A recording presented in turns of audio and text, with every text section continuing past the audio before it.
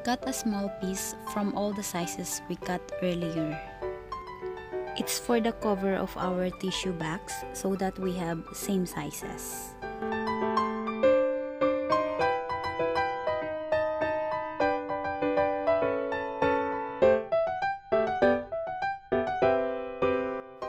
Now let's remove the cover of the tissue bags.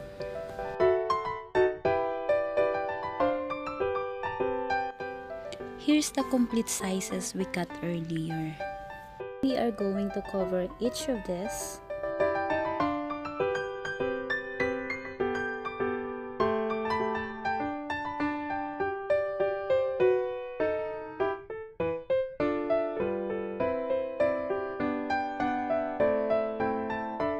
Just do the same to the rest.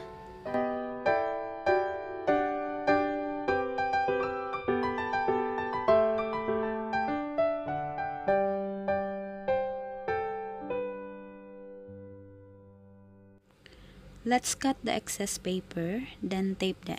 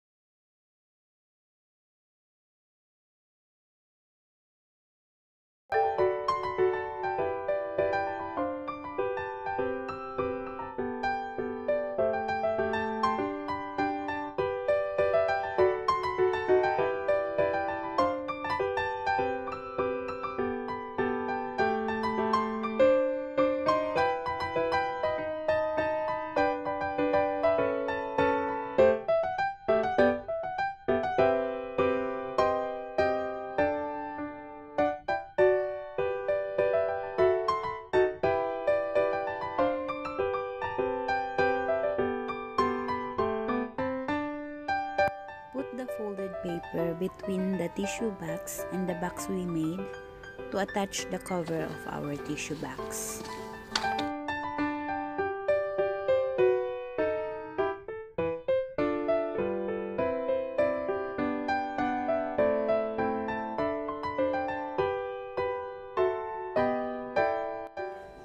Now we are going to cover the entire tissue box.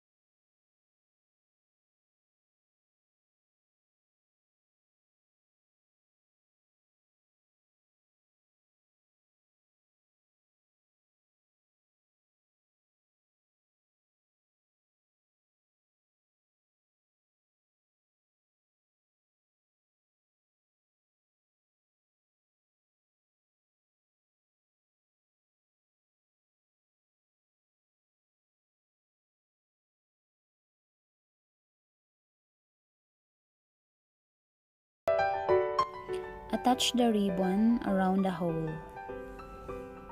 Our tissue box is done. Next step is optional. It's up to you if you want to put design or not. I'm actually not good in drawing, but as you can see, it looks beautiful. So I will upload in another video how I did it. It's very easy.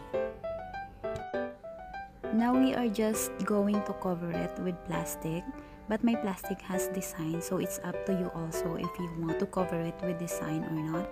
And I'm not yet showing the step-by-step process on how to cover it. I will just add it on my next video if you still want to know.